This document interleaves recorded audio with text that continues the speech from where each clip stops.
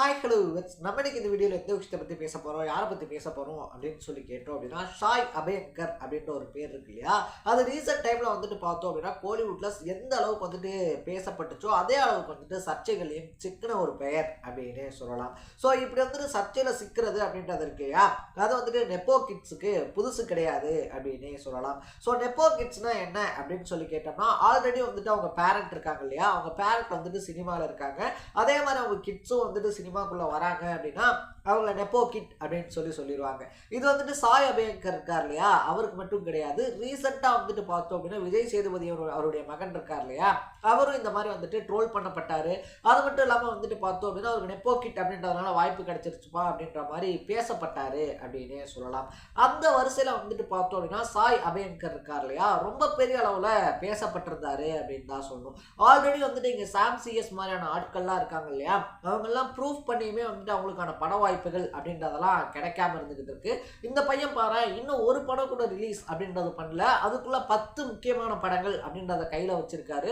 ஒரு பக்கத்துல வந்துட்டு பார்த்தோம் அப்படின்னா சூர்யாவுடைய படம், இன்னொரு பக்கத்துல ராகவா லாரன்ஸனுடைய படம், அதை தாண்டி வந்துட்டு பார்த்தோம் அப்படின்னா அல்லு அர்ஜுன் அட்லி கூட்டணியில உருவாகக்கூடிய மிக பிரம்மாண்டமான ஒரு படம் அப்படின்னு சொல்லிட்டு பல முக்கியமான படங்கள் இந்த பையனுடைய கைக்கு போகுதுன்னா கண்டிப்பா அதுக்கு பின்னாடி ஏதோ ஒரு விஷயம் இருக்குப்பா, யாரோ பெரிய அளவில் வந்துட்டு இந்த பையனை சப்போர்ட் பண்ணுறாங்க அப்படின்ற மாதிரி தொடர்ந்து பேசப்பட்டுக்கிட்டு இருந்துச்சு அப்படின்னே சொல்லலாம். ஸோ அப்படி பேசப்பட்ட கருத்துக்களையாக இருந்தாலும் சரி, இவெல்லாம் எங்கப்பா ரெக்கமெண்டேஷனில் போயிட்டு படத்துக்கு மியூசிக் பண்ணிட முடியுமா அப்படின்ற மாதிரியான கருத்துக்களையாக இருந்தாலும் சரி, அடித்து உடச்சி பார்த்தோம் அப்படின்னா கருப்பு படத்தினுடைய டீசர் இருக்கு இல்லையா.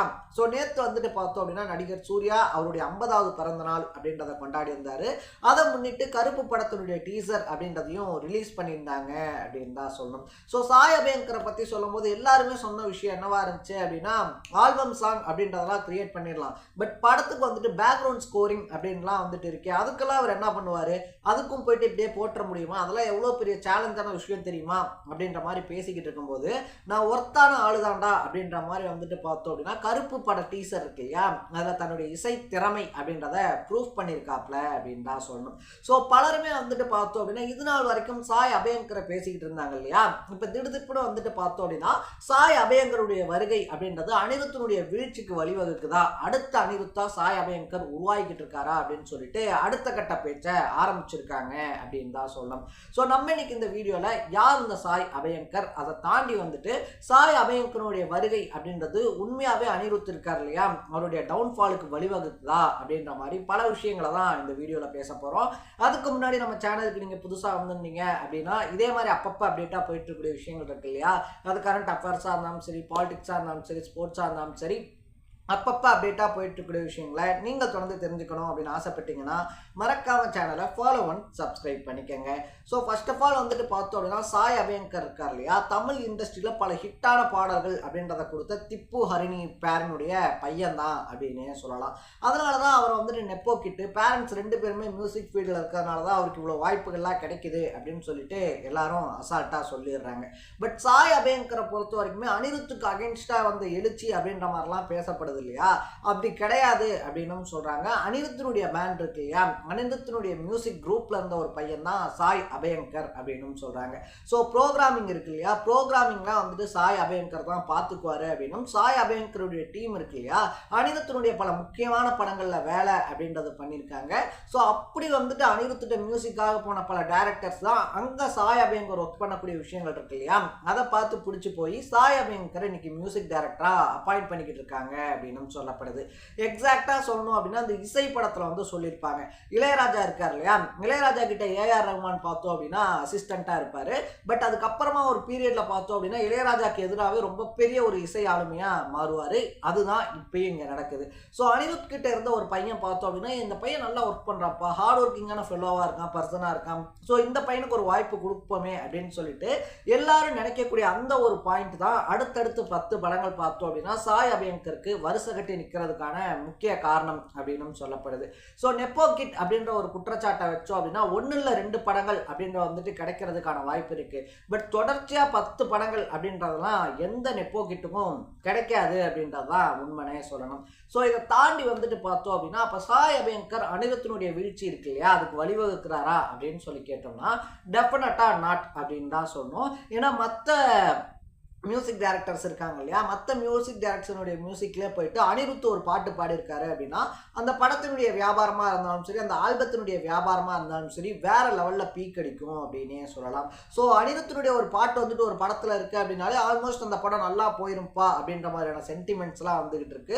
இதனால தான் வந்துட்டு பார்த்தோம் அப்படின்னா யாருமே வாங்காத அளவுக்கு கிட்டத்தட்ட ஒரு படத்துக்கு 10 கோடி ரூபா 12 கோடி ரூபா அப்படின்னு சொல்லி அனிருத் சம்பளத்தை ஏற்றிக்கிட்டே போனாலும் தொடர்ந்து பல கம்பெனிஸ் அனிருத்தை புக் பண்ணிக்கிட்டே இருக்காங்க அப்படின்னு தான் சொன்னோம். தொடர்ந்து பார்த்தோம் அப்படின்னா இப்போ வரைக்குமே ரஜினி, கமல், அதை தாண்டி வந்துட்டு சிவகார்த்திகேயன், அதை தாண்டி வந்துட்டு பார்த்தோம் அப்படின்னா பல ஆக்டர்ஸினுடைய முன்னணி ஆக்டர்ஸினுடைய படங்கள் அப்படின்றது அனிருத் கையில் இருந்துகிட்டே தான் இருக்கு.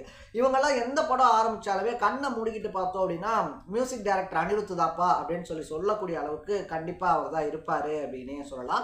ஸோ சாய் அபயங்கருடைய வருகை அப்படின்றது வந்துட்டு கண்டிப்பாக அனிருத்தினுடைய வீழ்ச்சிக்கு காரணமாக இருக்காது.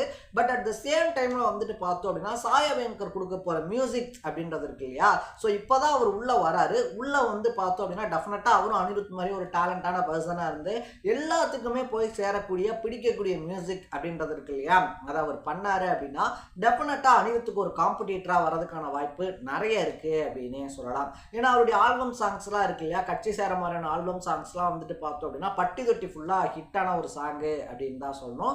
ஸோ அப்படி இருக்கும்போது அதே மாதிரியான டோன்லயா இருந்தாலும் சரி, இல்லை சினிமாக்கு ஏற்ற மாதிரி தன்னை வந்துட்டு மாடிஃபை பண்ணிக்கிட்டா இருந்தாலும் சரி, சாய் அபயங்கர் புது புது பாடல்களை தராரு அப்படின்னா கண்டிப்பா தமிழ் திரையுலகம் இருக்கு இல்லையா, சாய் அபயங்கரை தூக்கி கொண்டாட காத்துக்கிட்டு இருக்கு அப்படின்னே சொல்லலாம். ஏன்னா ஒரு காலகட்டத்தில் இசைனா ராஜா தான் அப்படின்னு இருந்துச்சு, அதுக்கப்புறம் ஏஆர் ரஹ்மான் தான் அப்படின்னு மாறிச்சு, அதுக்கப்புறம் கொஞ்ச நாள் ஹாரிஸ் ஜெயராஜ் யுவன் இருக்காங்க இல்லையா, அவங்க தான்ப்பா அப்படின்ற மாதிரி இருந்துச்சு. அதுக்கப்புறமா 3 படத்துல இருந்து பார்த்தோம் அப்படின்னா யாரா இந்த பையன் அப்படின்னு சொல்லி பேசப்பட்டு இன்னைக்கு இவன் தாண்டா வேணும் நம்ம மூவி இருக்கு இல்லையா, நம்ம மூவிக்கே அப்படின்னு சொல்லிட்டு எல்லா டேரக்டர்ஸுமே வருஷ கட்டி நிற்கக்கூடிய அனிருத்தா மாறி இருக்கு. ஸோ அனிருத்ல இருந்து கண்டிப்பாக ஒரு டிரான்ஸ்ஃபர்மேஷன் அப்படின்றது இருக்கும். அது கண்டிப்பாக சாய் அபயங்கரா தான் இருக்கும் அப்படின்னும் எல்லாம் சொல்லிக்கிட்டு இருக்காங்க. ஸோ நீங்கள் சாய் அபயங்கரை பற்றி என்ன நினைக்கிறீங்க? அவர் போட்ட ஆல்பம்ல உங்களுக்கு எந்த ஆல்பம் ரொம்ப பிடிக்கும்? அதை தாண்டி கருப்பு டீசர் பார்த்துருந்தீங்க அப்படின்னா உங்களுக்கு எந்த அளவுக்கு பிடிச்சிருந்துச்சு அப்படின்றத கமெண்ட்ல போட்டு இதே மாதிரி அப்பப்போ அப்டேட்டாக போயிட்டு இருக்கக்கூடிய விஷயங்கள் இருக்கு இல்லையா, அது கரண்ட் அஃபேர்ஸாக இருந்தாலும் சரி, பாலிடிக்ஸாக இருந்தாலும் சரி, ஸ்போர்ட்ஸாக இருந்தாலும் சரி, அப்பப்போ அப்டேட்டாக போயிட்டு இருக்கக்கூடிய விஷயங்களை நீங்கள் தொடர்ந்து தெரிஞ்சுக்கணும் அப்படின்னு ஆசைப்பட்டீங்கன்னா மறக்காம சேனலை ஃபாலோ பண்ணி சப்ஸ்கிரைப் பண்ணிக்கோங்க. நாளைக்கு இதே மாதிரி இன்னொரு இன்ட்ரெஸ்டிங்கான வீடியோட சந்திக்கலாம். Ta-ta, bye by.